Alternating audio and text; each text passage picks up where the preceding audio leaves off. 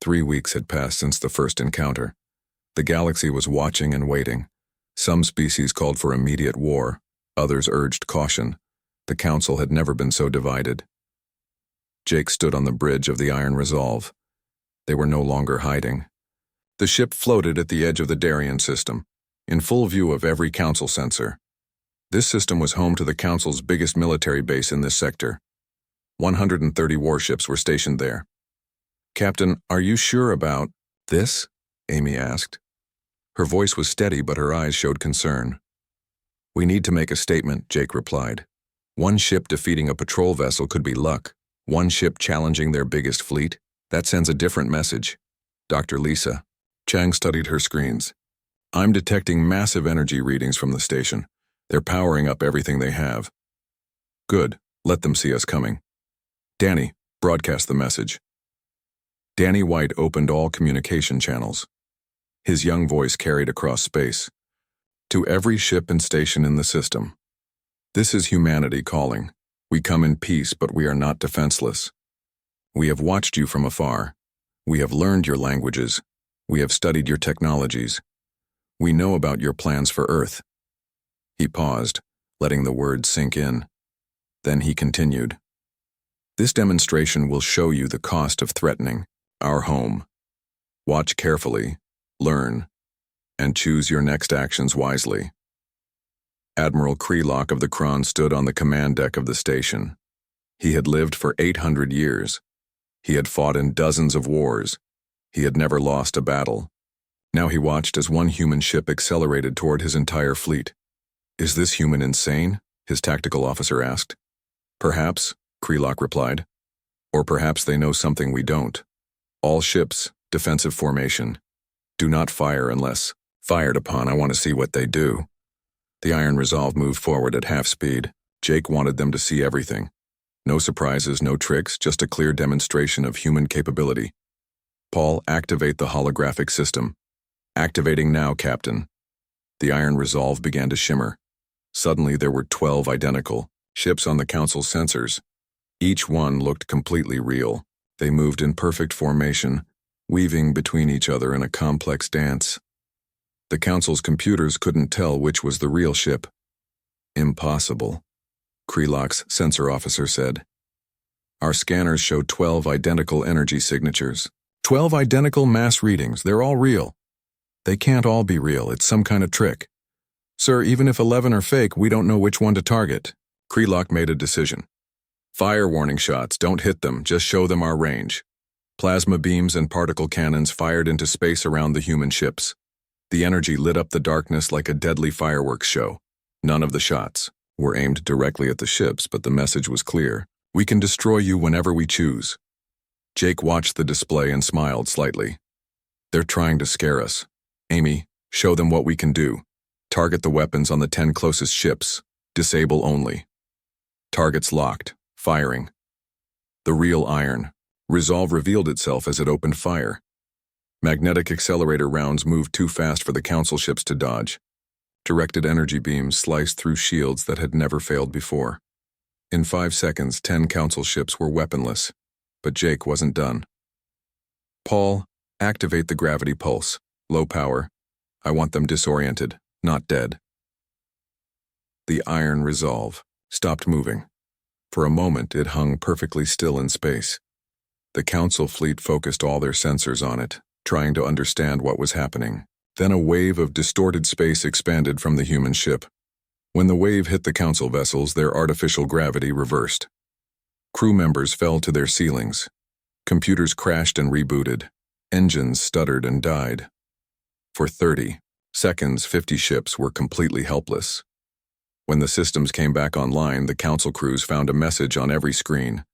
"We could have destroyed you all. We chose not to. Remember this mercy." Admiral Krelock studied his tactical display. 60 of his ships were now disabled or disoriented. The human ship showed no damage at all. Everything he knew about space combat had just been proven wrong. "How?" he asked his science officer.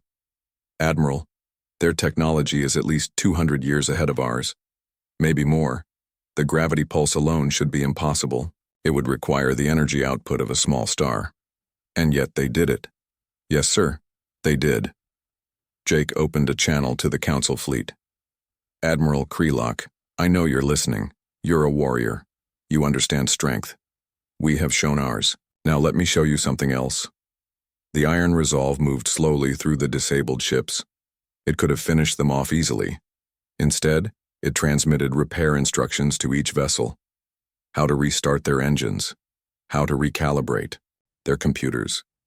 How to restore their weapons. Why? Krelock asked over the communication channel. Why help us? Because we're not your enemies, Jake replied. We're your wake-up call. The Council has grown comfortable. You've stopped advancing. You've stopped questioning. You've stopped growing. But the universe hasn't stopped. There are threats out there bigger than humanity. Threats you're not prepared for. What threats? We've detected signals from beyond our galaxy. Something is coming. Something that makes our little conflict look like children arguing in a playground. When it arrives, do you want to face it with 1,000-year-old technology? Or do you want humanity fighting beside you? Krelock was quiet for a long moment. In 8 centuries, no one had spoken to him like this. Direct. Honest.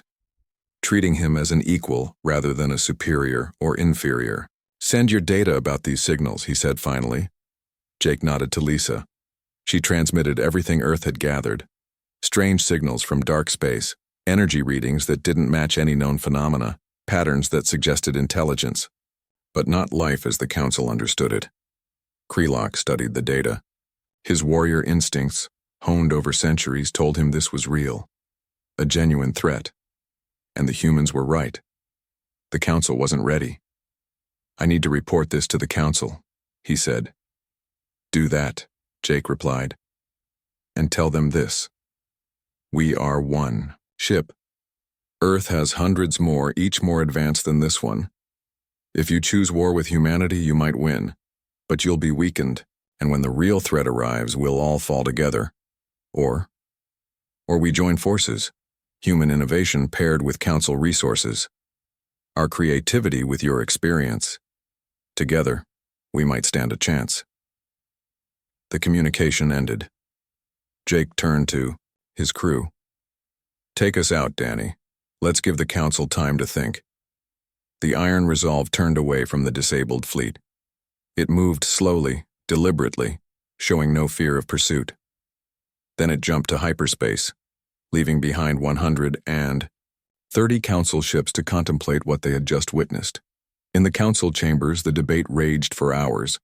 Admiral Krelock's report had shaken everyone, not just the human technology, but the warning about an external threat.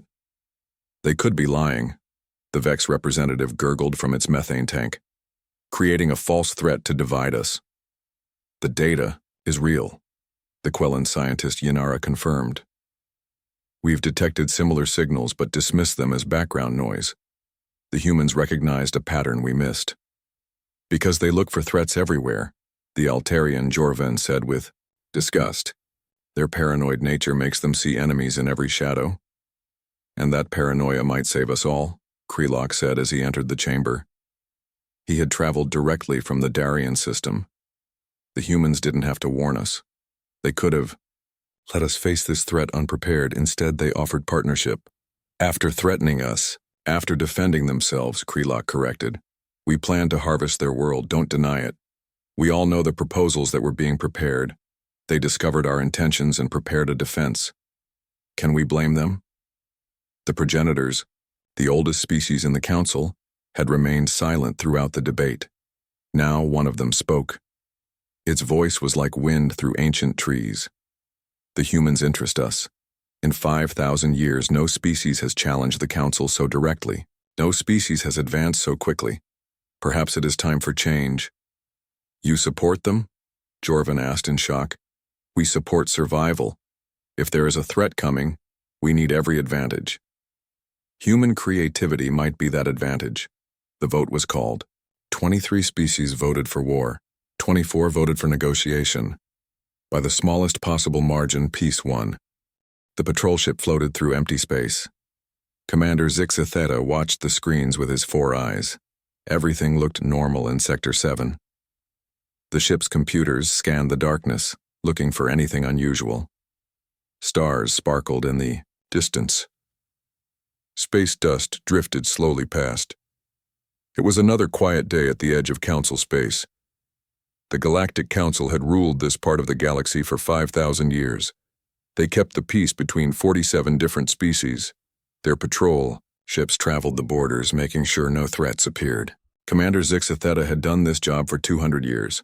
He had never seen anything exciting happen in Sector 7. Then something appeared on the screens, something that should not exist. "Commander," the sensor officer said. His voice shook with confusion. "We have detected a ship. The design is unknown. The computer says it matches no species in our database." Zixatheta turned all four eyes to the sensor display. The ship on the screen was long and dark. It looked like a predator waiting to strike. Strange weapons covered its hull. Engines of unknown design glowed blue at its rear. "Run the scan again," Zixatheta ordered. "The computer must be wrong." The sensor officer checked twice more. "Commander, the readings are correct. But there is something else. The computer has found a match for the biological signatures on board." "What species?" "Humans, Commander. The ship is full of humans." Zixatheta made a sound like breaking glass. That was how his species laughed. "Humans? That's impossible. They barely have rockets. They haven't even colonized their own moon properly. Check the sensors for malfunction." "The sensors are working correctly, Commander. The ship is 2,000 meters long. It shows heavy armor plating, multiple weapon systems, advanced shield, generators. This is a warship." On the human ship, Captain Jake Harrison stood on the bridge. He looked at the stars through the main window. His hands were steady, but his heart beat fast. After 30 years of secret building, humanity's first real warship was finally in space. The ship's name was painted on its dark hull in bold white letters: Iron Resolve. Jake was 45 years old. His hair had turned gray during the years of preparation. He had been chosen to command this ship because he understood what was at stake. He had spent 20 years in Earth's Navy. He knew how to fight. More importantly, he knew when not to fight. The bridge around him was filled with Earth's best. Each person had been selected from thousands of volunteers. They had trained in secret facilities on the Moon and Mars. They had practiced this moment 1,000 times. Now it was real. "Captain, we have contact," Lieutenant Amy Foster said. She was young, only 28, but she was the best tactical officer Earth had. Her fingers moved over her console with practiced ease. "It's an alien ship. The computers say it's a Galactic Council patrol vessel. Mass approximately 3 times ours. Standard Council weapons and shields." Jake turned to face her. His blue eyes were calm but alert. "They found us earlier than we expected. How long until they scan us completely?" "They're already scanning, sir. They'll know we're human in about 30 seconds. Jake nodded slowly. Earth had been listening to alien messages for decades. Hidden satellites had intercepted Council communications. Earth's best scientists had decoded their languages. Humanity had learned the terrible truth. The galaxy saw Earth as weak, a planet full of resources and primitive people. The Council had plans to harvest Earth's water and minerals. They would take humans as workers for their mines and factories. But Earth had not been idle. In secret, humanity had united like never before. Countries that had been enemies worked together. The best minds on Earth had studied captured alien technology from crashed ships. They had improved on it. They had built weapons the Council thought were impossible. "Are all systems ready?" Jake asked. "Yes, sir," Paul Martinez answered. He was the chief engineer, a genius who had designed the ship's revolutionary power core. "Adaptive shields are online. Weapons are charged. The jump drive is ready if we need to run." "We're not running," Jake said firmly. "Open a channel to the alien ship." The alien ship sent a message first. It was the standard greeting the Council sent to new species. The universal translator converted it to English. "Unknown vessel. This is the Galactic Council patrol ship Eternal Vigil. You have entered Council space. Prepare to be scanned and catalogued. Resistance is futile. Welcome to the greater galactic community. Prepare to serve the common good. Jake's jaw tightened. Even their greeting assumed superiority. They expected submission. They would learn differently today. Send our response, Jake ordered. Amy transmitted the message. This is Captain Harrison of the United Earth Warship Iron Resolve. You are in human space. This entire sector belongs to Earth by right of first settlement. Leave now or we will make you leave. On the alien ship, Commander Zixatheta could not believe what he heard. His 4 eyes blinked in sequence, a sign of confusion in his species. Did the translator malfunction? He asked. No, Commander. The humans claim this is their space. They are ordering us to leave. Zixatheta laughed again, louder this time. One primitive ship is threatening a council patrol. My ship has served the council for 200 years. We have defeated pirates and rebels from a dozen systems. These humans are either very brave or very stupid. He stood up from his command chair, his tall, thin body unfolded like a spider standing. Activate the tractor beam. We will capture this amusing little ship and study it. The council scientist will want to know how humans built something that can travel between stars. The tractor beam was the council's favorite tool for dealing with primitive species. It could grab any ship and pull it close. Once captured, the target ship could not escape. No species had ever found a way to stop it. The beam generators powered up with a low hum. Green light shot out toward the human ship. Then something impossible happened. The beam hit the Iron Resolve's hull and simply disappeared. It didn't bounce off, it didn't push the ship, it just stopped existing. What happened? Zixatheta demanded. His voice rose in pitch, a sign of stress. Unknown, Commander. The beam just failed. It's like it was absorbed somehow. Impossible. Increase power and try again. They tried 3 more times. Each time the result was the same. The tractor beam vanished the moment it touched the human ship. On the Iron Resolve, Chief Engineer Paul Martinez smiled at his console. Adaptive shields working perfectly, Captain. Their tractor beam frequency has been analyzed and countered. We're creating an inverse wave that cancels it out completely. Jake nodded with satisfaction. Good work, Paul. Now let's show them what we can do. Helm, execute jump pattern alpha. The pilot, Danny White, was only 25, but he could fly anything. His fingers danced over the controls. Jump pattern alpha, yes sir. The human ship's experimental jump drive activated. Unlike the Council's hyperdrive, which took minutes to charge, the human system worked instantly. The Iron Resolve vanished from the alien sensors. One moment it was there, the next it was gone. Before Zixatheta could give an order, alarms screamed across his bridge. The human ship had reappeared behind them, less than 1,000 meters away. At that range, it was inside their shield bubble. Their weapons couldn't target something so close. This is your final warning. Jake's voice came, through their speakers. He spoke slowly and clearly. Leave now. Do not come back. Tell your council that humanity will not be enslaved. We will not be harvested, we will defend ourselves. Zixatheta's 4 eyes turned red with anger. No one threatened the Galactic Council. They were the supreme power in this part of the galaxy. These humans needed to learn their place. Full reverse, get us to weapons range, then destroy that ship completely. No survivors. The Eternal Vigil's engines roared to life. The massive ship pulled away from the Iron Resolve. As soon as they reached proper distance, the patrol vessel's plasma cannons turned toward the human ship. These weapons could destroy asteroids. They had won 1,000 battles against pirates and rebels. Green energy built up in the cannon barrels. Fire. Everything, Zixatheta commanded. 12 plasma beams shot toward the Iron Resolve. Each one carried enough energy to melt through a meter of solid steel. They hit the human ship's hull in a perfect pattern. The space around the ship lit up green from the impact. When the light faded, the Iron Resolve was still there, completely undamaged. Ambassador Zaranel's ship arrived at the agreed meeting point. The Darien system had become famous across the galaxy. Here, one human ship had disabled 130 council vessels without killing a single being. The disabled ships still floated in space, repaired but serving as monuments to humanity's arrival. Zaranel was from a species called the Etherians. They were made of living crystal that could change colors based on emotions. Right now, she sparkled with purple and gold. Purple meant caution. Gold meant curiosity. She had been chosen because her species had never lost a negotiation. The iron resolve waited at the center of the disabled fleet. Jake stood in the conference room with his senior officers. They had prepared for this moment for weeks. Every word would matter. Every gesture would be analyzed. The future of humanity depended on this meeting.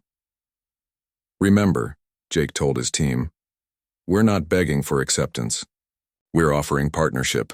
They need us as much as we need them. Ambassador Zaranel appeared in the room as a hologram. Her crystalline form stood 3 meters tall, towering over the humans. But Jake didn't flinch.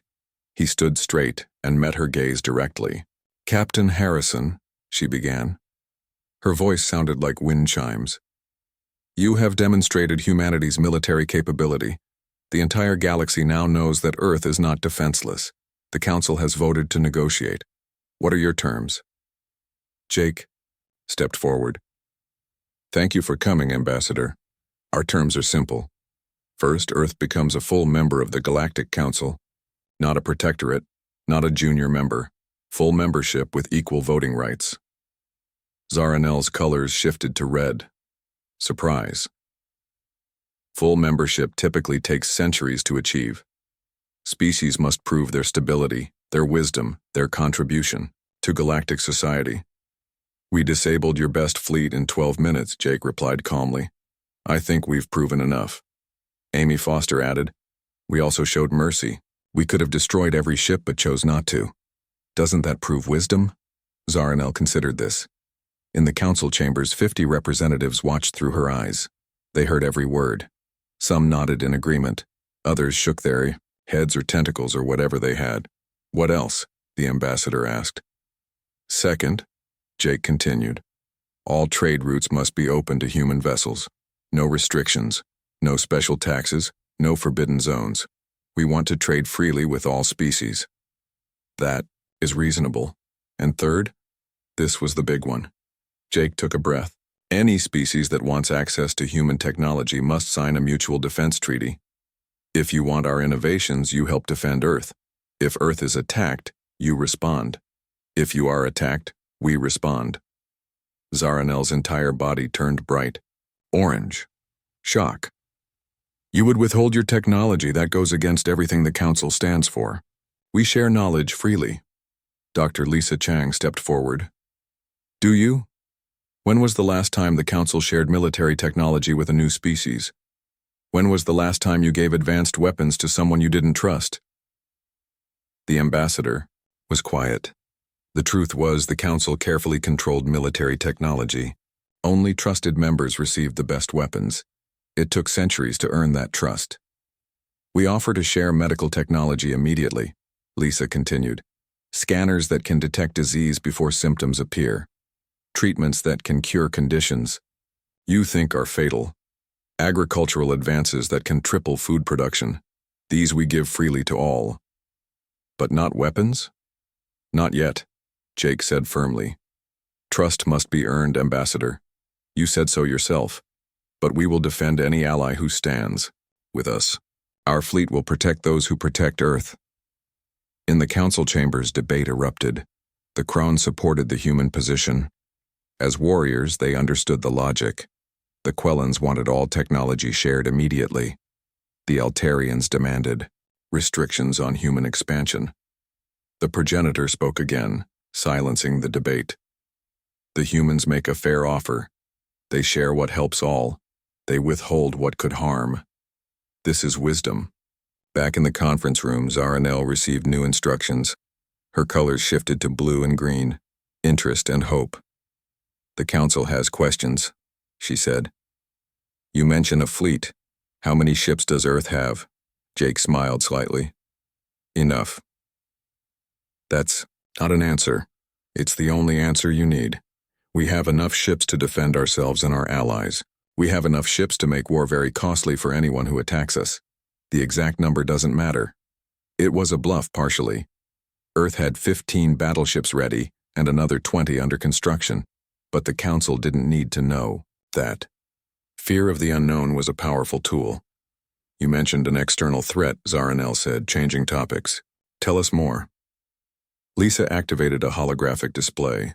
It showed the galaxy from above, a spiral of stars and beauty. Then it zoomed out, showing the darkness between galaxies. Red dots appeared in that darkness. These are the signal sources, Lisa explained. Something is moving through dark space toward our galaxy. The signals suggest intelligence but not biological life. Maybe machines, maybe something else. They'll arrive in approximately 50 Earth years. 50 years is not long, Zaranel said, her colors shifting to gray. Worry. No, it's not, Jake agreed. The Council's current technology won't be enough. You've been using the same designs for 1,000 years. But human innovation combined with Council resources? We might develop defenses in time. Paul Martinez added technical details. We've already designed theoretical weapons that could work. Quantum disruptors, singularity bombs, dimensional shields. But we need resources Earth doesn't have. Rare elements that exist only in Council space. You would share these weapons? With us? With our allies, yes, Jake said. Those who stand with Earth will have Earth stand with them. The negotiation continued for hours. Every point was debated. The Council tried to add restrictions on human expansion. Jake refused them all. They tried to demand immediate access to all technology. Jake held firm. Finally, Zaranel asked a different question. Why should we trust you? Humans have fought each other throughout your history. You've broken treaties. You've betrayed allies. Why should we believe you'll keep your word? Jake was ready for this. Because we've learned from our mistakes. Every broken treaty taught us the value of keeping our word. Every war taught us the cost of conflict. We're offering you the benefit of our hard-learned lessons. Pretty words, Zaranel said. But words are easy. Then judge us by our actions, Jake replied. He turned to Amy. Lieutenant Foster, transmit medical package Alpha to the Council. Amy's fingers danced over her console. Transmitted. Within seconds, the Council received detailed plans for medical scanners that could detect cancer at the cellular level. Treatments for diseases that had plagued some species for millennia. Agricultural techniques that could end hunger on a dozen worlds. This is just the beginning, Jake said. We give this freely, no conditions, as proof of our good faith. Zaranel's body glowed bright white, pure surprise and joy. In the Council chambers, representatives were already analyzing the data. The Quellan scientists were practically dancing with excitement. The information was revolutionary. This is extraordinary, Zaranel said. The Vex have suffered from a cellular degradation disease for 3,000 years. Your treatment could cure it completely. And we ask nothing in return for medical technology, Jake said. Only for military technology do we require alliance. I must consult with the Council, Zaranel said. Her form flickered as she focused on the debate in the chambers. The discussion was fierce but shorter than before. The medical data had changed everything. Species that had opposed humanity now saw the benefits of alliance. The vote was called. Again. Captain Harrison, Zaranel announced. The Galactic Council accepts your terms. Earth is granted full membership effective immediately. Trade routes are open to human vessels.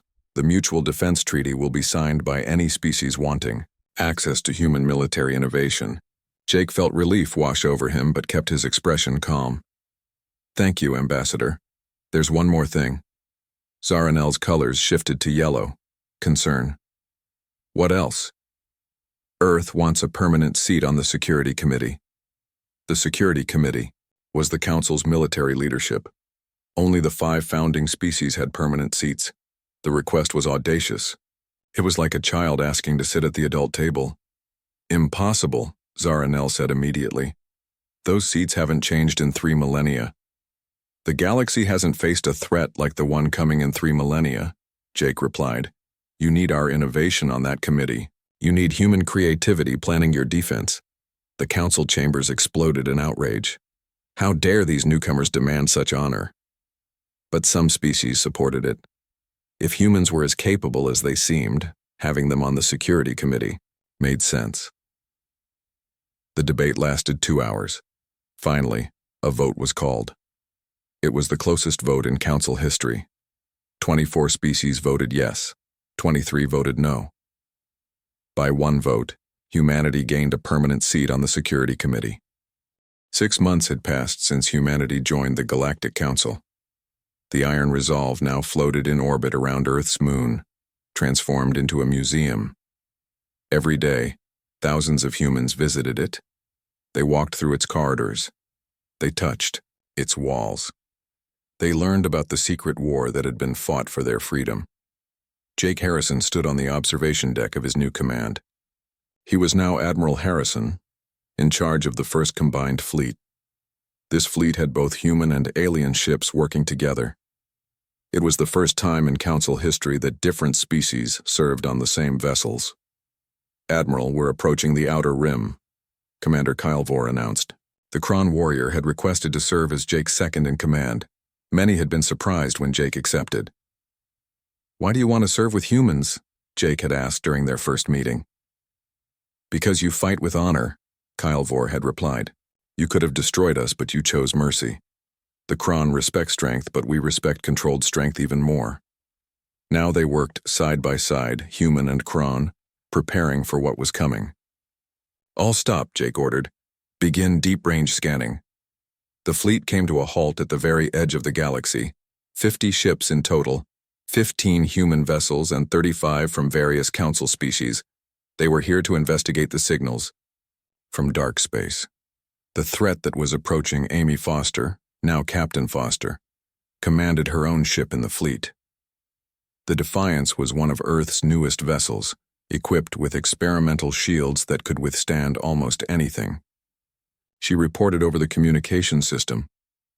Admiral, we're detecting something. It's big. On the main screen, a shape appeared in the darkness between galaxies. It was massive, the size of a small moon.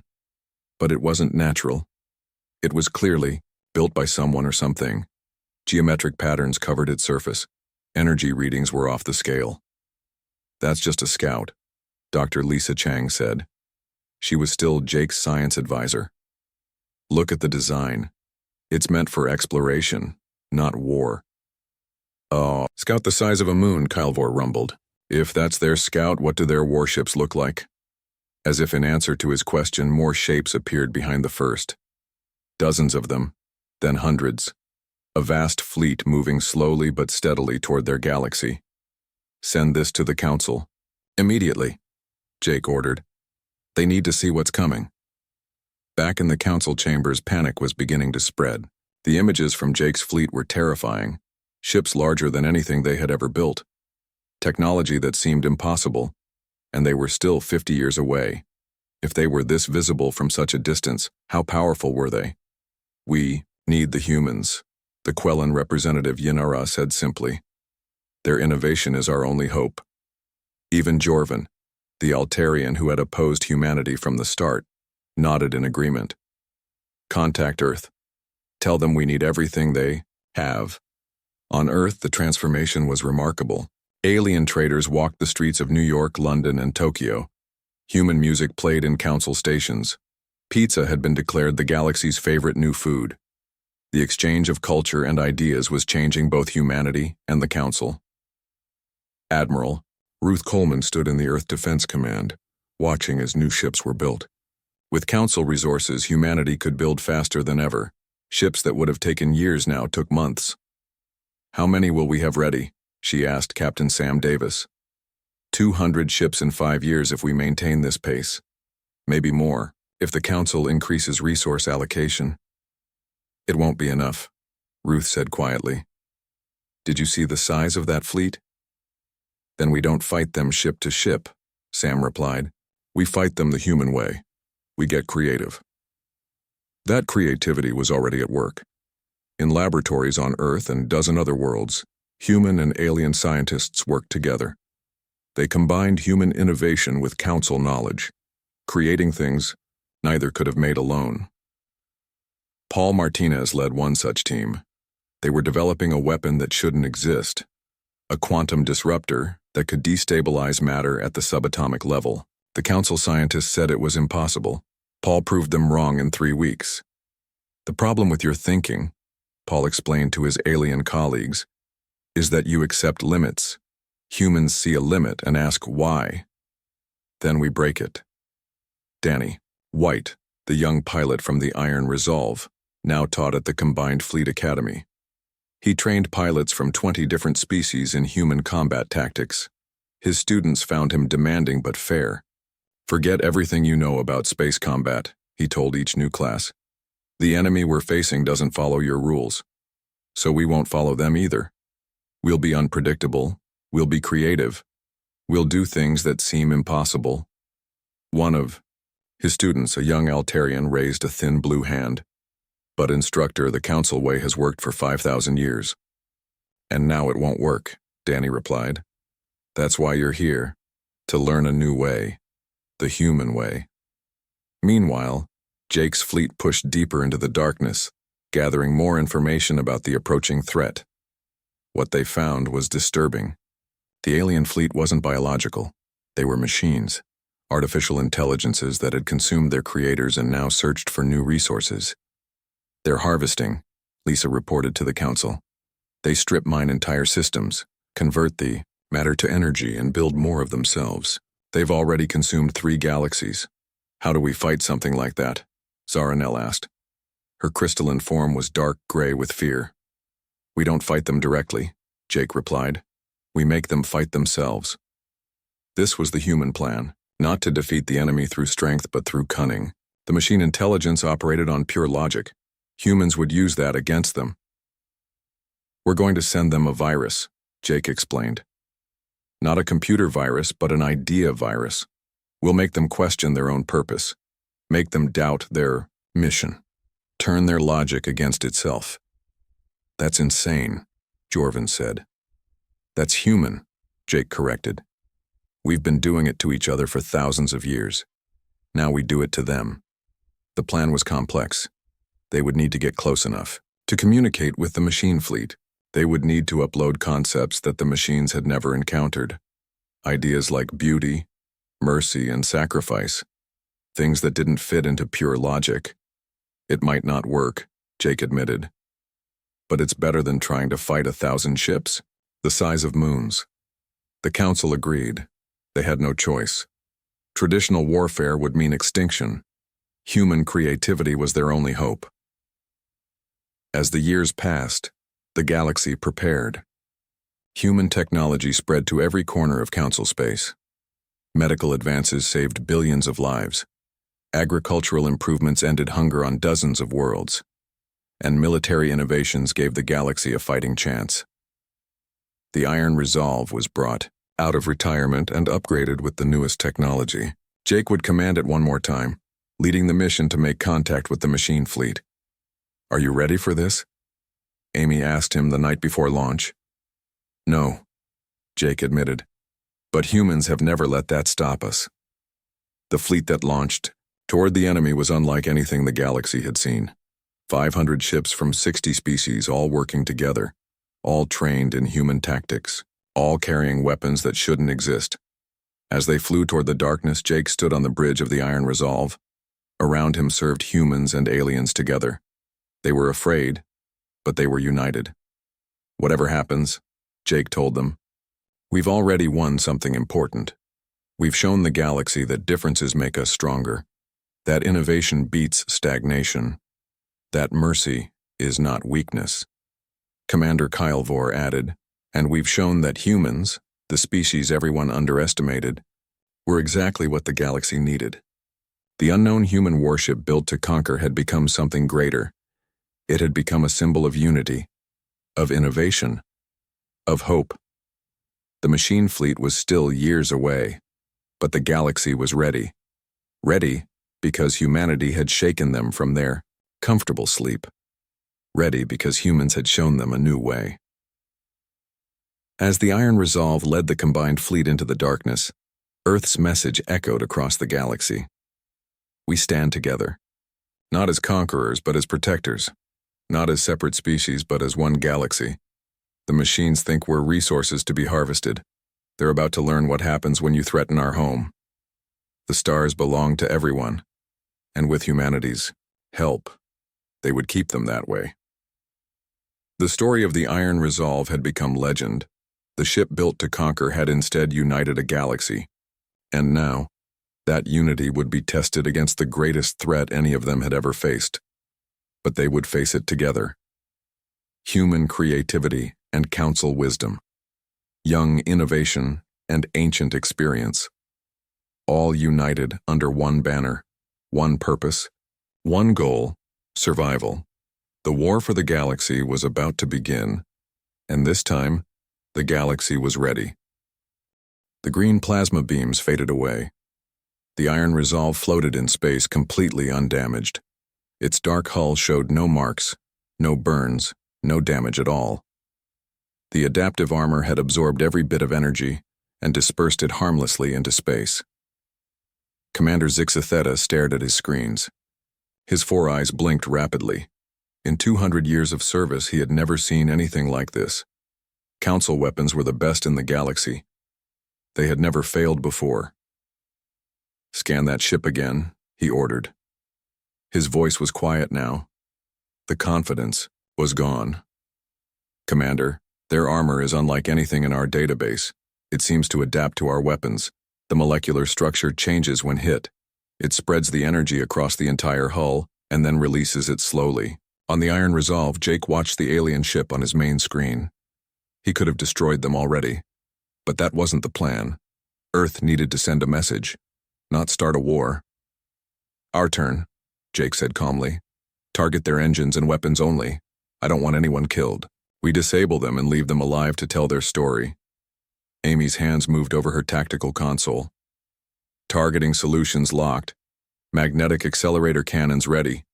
Energy beams charged. Fire. The Iron Resolve's weapons were unlike anything the Council had seen. Magnetic accelerator cannons fired projectiles at 10% the speed of light. They were simple metal rods, but at that speed they hit like nuclear bombs. Directed energy beams cut through shields like they were made of paper.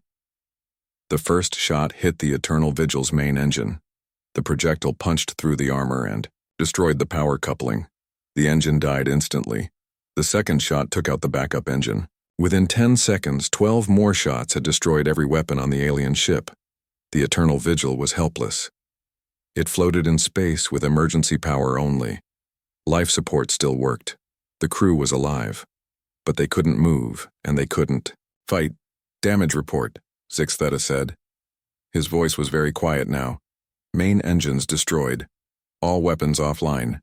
Shield generators damaged beyond repair. We have life support and communications. Nothing else." The commander's four eyes focused on the human ship on his screen. In less than 60 seconds, one Earth vessel had defeated a Council patrol ship. This was impossible. Humans were primitives. They had only discovered radio waves 200 years ago. How could they have built something like this? Jake opened a channel to the alien ship. "Commander Zixatheta, your ship is disabled, but your crew is alive. We could have killed you all. Remember that. Remember that we chose mercy." "What do you want?" Zixatheta asked. "Send a message to your council. Tell them humanity has arrived. Tell them we are not prey. We are not resources to be harvested. We are a sovereign species and we will defend ourselves. Any ship that enters our space will meet the same fate as yours. The Council will send fleets, hundreds of ships. Then hundreds of ships will be destroyed," Jake replied simply. "This is one human ship. We have many more. Each one is learning from this encounter. Each one will be harder to defeat than the last." Jake cut the communication. He turned to his crew. "Danny, take us out of here. Random jump pattern. I don't want them tracking us." The Iron Resolve disappeared into hyperspace, leaving the crippled alien ship behind. Zixatheta and his crew floated in the darkness, waiting for rescue. They had a message to deliver, a message that would shake the entire Galactic Council. 3 days later, the message reached the Council's main station. It was a massive structure, bigger than Earth's moon, floating in the center of council space. Representatives from 47 species lived and worked there. They had ruled the galaxy in peace for 5,000 years. They had never faced a real challenge to their authority. The emergency meeting was called immediately. The great chamber filled with beings of every shape and size. The Altarian stood 3 meters tall with blue skin and long arms. The Kron looked like living tanks covered in natural armor. The Quellans were small and gray with enormous brains. The Vex floated in tanks of liquid methane. Each species had its own section of the chamber. The recording from the Eternal Vigil played on the main screen. Every representative watched as one human ship disabled a council patrol vessel in under a minute. They heard Jake's message. They saw the mercy shown to the defeated crew. "This is unacceptable," the Altarian representative said. His name was Jorvan, and he had served on the council for 300 years. "One primitive species cannot challenge our authority." The Kron delegate stood up. His name was Krelok, and he was a famous admiral. "Send a fleet immediately. Destroy Earth before they become a real threat. We have dealt with rebellious species before." "Wait," said the Quellan representative. Her name was Yinara, and she was known for her intelligence. "How did humans develop this technology? Our last survey of Earth was 50 years ago. They had barely reached their own moon. This advance is impossible." A minor council member from a species called the Yuin raised a tentacle to speak. "Perhaps we have been looking at this wrong. We measure progress by our own standards. It took us 6,000 years to go from fire to starships, but humans are different." "Explain," several voices said at once. "Humans fight each other constantly. Their history is full of wars. We saw this as primitive behavior, but each war pushed them to innovate. They had to create better weapons, better defenses, better strategies, or they would die. Competition drove them forward at incredible speed." "You're saying their violence made them strong?" Krelok asked. "I'm saying their challenges made them creative. When they learned about us, about our plans for Earth, they united. All their countries, all their resources, all their brilliant minds working together. They compressed 1,000 years of development into 50. The chamber fell silent. Every species there had achieved peace before reaching the stars. They had stopped fighting, stopped competing, stopped pushing boundaries. Their technology had remained mostly the same for millennia. Why change what works? But humans had never stopped pushing. They saw a problem and had to solve it. They saw a limit and had to break it. They saw a threat and had to defeat it. On Earth, the secret was still held. Most humans didn't know about the Iron Resolve or the battle in space. They went about their daily lives while their fate was being decided among the stars. Children went to school. Adults went to work. Life continued as normal. But in hidden bases on the Moon and Mars, Earth's defenders prepared for what might come next. Admiral Ruth Coleman commanded the Earth Defense Fleet from her flagship, the Perseverance. She had 12 more ships like the Iron Resolve, each with different weapons and defenses. "Status report," she ordered. Captain Sam Davis, her second-in-command, responded. "All ships report ready, Admiral. The Defiance has finished testing its new shield system. It can now withstand the heat of a star's corona. The Liberty has successfully fired its antimatter torpedoes in testing. One torpedo can crack a small moon." Ruth studied the tactical displays. "And the Council's response? Our spy satellites show massive fleet movements. They're gathering ships from across their territory. Best estimate is 300 vessels minimum." 300 ships, Ruth said quietly. "They really don't understand what they're facing." She was right. The Council was thinking in old terms. They thought numbers would win. They didn't understand that one human ship with adaptive technology could defeat dozens of their vessels. They didn't understand that humans had been preparing for this moment since they first detected alien signals. Back on the Iron Resolve, Jake met with his senior staff. The ship was hidden inside an asteroid, powered down to avoid detection. They were analyzing the battle data from their encounter with the Eternal Vigil. "Their weapons are powerful but predictable," Amy reported. "Plasma beams, particle cannons, antimatter missiles, all following standard patterns we've seen in their communications. Our adaptive systems can counter all of them. Dr. Lisa Chang, the ship's science officer, added her analysis. Their shields operate on a single frequency. Once we know that frequency, we can tune our weapons to pass right through. They haven't updated this technology in over 800 years. What about their tractor beams? Jake asked. Paul Martinez smiled. Child's play. They use a simple graviton projection. We can create an inverse wave that cancels it completely. I've already programmed the counter into all our ships. Good, but we need to be careful. They'll adapt eventually. Maybe slowly, but they will adapt. Sir, Danny White spoke up. I've been thinking, what if we don't want to fight them all? What if we can make them fight each other? Everyone turned to look at the young pilot. Explain, Jake said. The council isn't really united. It's 47 different species with different goals. Some are warriors like the Kron. Some are peaceful like the Quellans. What if we show them that we're only a threat to those who threaten us? We could divide them. Jake considered this. It was a good point. The council ruled by consensus. If they could break that consensus, Earth might avoid a war.